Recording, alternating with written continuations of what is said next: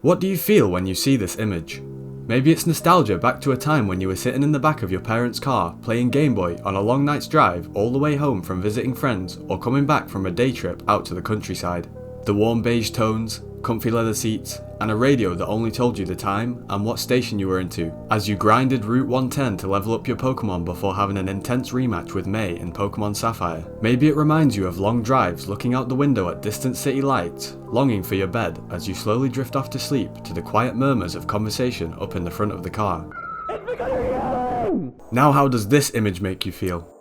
Cold, distant, almost like no life is there at all, apart from the many bells and whistles on the new touchscreen taking place of the classic FM radio. The interior of the car is left wanting for something more. That old touch of personality that so many of the old car interiors lost to time. Unless of course you're a 17-year-old working class lad that learned to drive in an old beat up Volvo V40. Anyone in it was smoking it, Laffy, I'll batter him. Lad, watch out, Laffy. Just go, Fag Lane Park. You've smoked it. But for so many people who end up racing to buy or finance a newer, more modernised car, a lot of these comforting designs are to be eventually forgotten by the masses. Today I want to talk about why the interiors of cars from before the turn of the millennium feel like such a cosy space for many of us that are now being rushed into an aesthetic made by big corporations to promote minimalism and emptiness. While they might feel cleaner to the modern day man, it leaves behind a whole world of comfort and class that was loved by so many. So what were the main changes in car interiors through the ages? And where did we lose that old school soul that so many people love? While starting out in the 1920s to the 1930s, cars had simple and functional interiors with basic wooden dashboards, simple bench seats, and of course a steering wheel. The 50s then brought us chrome accents, flashy dashboard designs, and tail fins.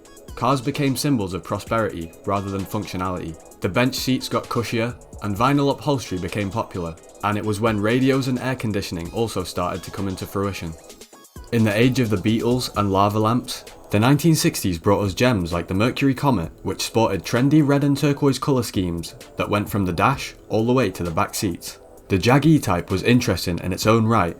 Being influenced by the racing cars of that era, it had a sports drilled steering wheel and a metallic dash that housed multiple toggle switches for miscellaneous controls. Oh yeah, and seatbelts became standard in the 1960s. We're making it laws where you can't drink when you want to. You have to wear a seatbelt when you're driving. And pretty soon we're going to become this country. The 70s loved velour upholstery.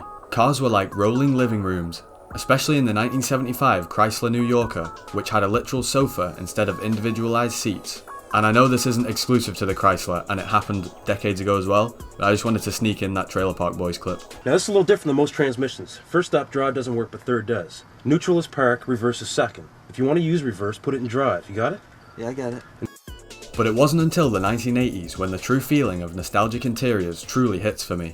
With its glossy wood textures, coupled with leather seats to match. Some of the more interesting interiors in the 1980s were the Renault 25, not just because of its inviting colour scheme and steering wheel angled so sharp you would think it's been mewing for the last 20 years.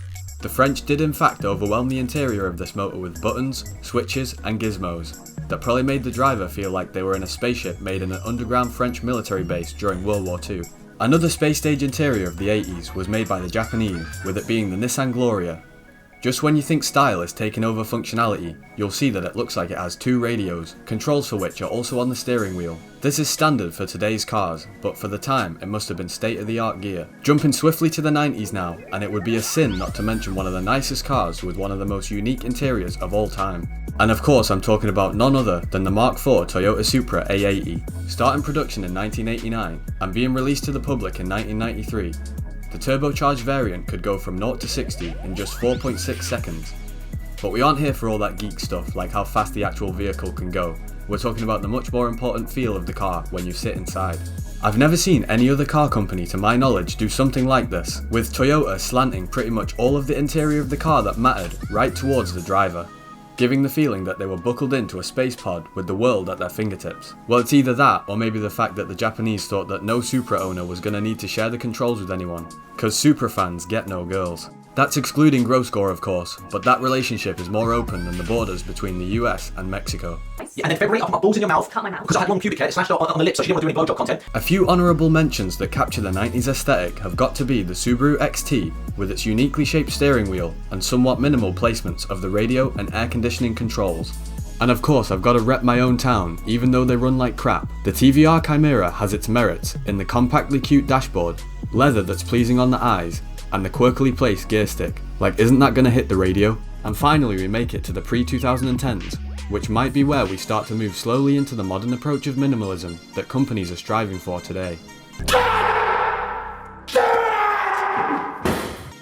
For example, both the Vauxhall Corsa and Ford Focuses from this era have seemed to replace the nice beige and brown colour schemes with a dull black that makes it very obvious that the interior is surrounded by cheap looking plastic. Take this image for example, and now compare it to a 1982 to the 1990s model Corsa, and you tell me in the comments which you think looks better. It seems that many car companies also followed suit with this design choice, but one that stuck to its roots was Jaguar, keeping the famous X-Type series looking very swanky with polished wood on the steering wheel, gear stick and dashboard.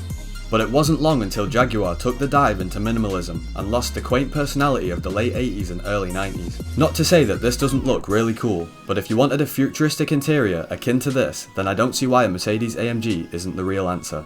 To be fair though, seeing these futuristic designs these days isn't all bad, and this isn't a hate video on all modern car designs. I'm just not a fan of the ultra minimalism and cheap plastic that comes with the newer cars driven by the working class. My real pet peeve and inspiration for making this video was how abysmally boring the interiors of Teslas look. Like, yeah sure, you have a steering wheel and an iPad. Do you need more? Well, I suppose you don't really need the iPad unless you want to play games while you're driving. But for it to be such a big luxurious screen, you would have thought that the whole budget on the interior went just to the screen and nothing else. While I don't think minimalism is always bad and boring, although a lot of the times it kind of is, Tesla takes it too far, with it having no real hardware buttons for almost anything, no real speedometer, no air conditioning controls, and no access to the glove box unless once again you're glued to the iPad. The Tesla interior reminded me of a dream I had about a decade ago, in which Apple made a car, and it's become clear to me since the release of Tesla that my dream showed me a pretty bare bones design, much like the Teslas, only the car that was made by Apple in my dreams didn't have any windows. Thanks for watching. I haven't posted in a while, but I wanted to get a quick little video out as fast as possible since having more time to work on this channel. If you enjoyed this video of a random obsolete topic that jumped into my head, then please consider subscribing and leave a comment as I try my best to reply to every single one of them.